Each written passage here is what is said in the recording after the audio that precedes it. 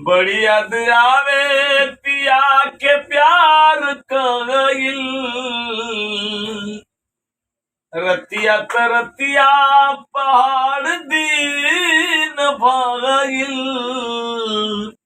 बड़ी याद आवे पिया के प्यार कइल। दिनवा रतिया तरतिया पहाड़ दिन भइल। का कही हमरो करे जदाल दर के। का कही हमरो करे जदाल दर के। दिलवा ले गईले राजा बोतल में भर के। दिलवा ले गईले राजा बोतल में भर के।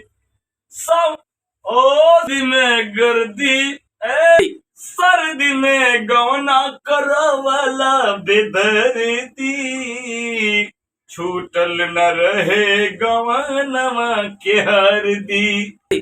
ओ सर्दी में गौना करवाला बेदर्दी। छूटल न रहे गवनवा के हरदी। का कहीं कुछ दिन वाली मन रह गईल हार के। कुछ दिन रहली मन रह गईल हार के।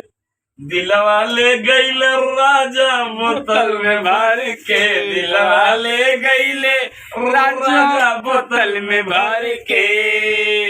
बड़ी याद आवे पिया के प्यार कइल।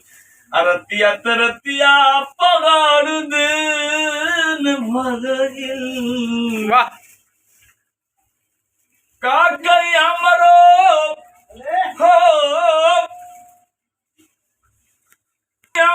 करे जदाल दर के। दिलवा ले गईल राजा बोतल में भर के। दिलवा ले गईल राजा बोतल में भर के।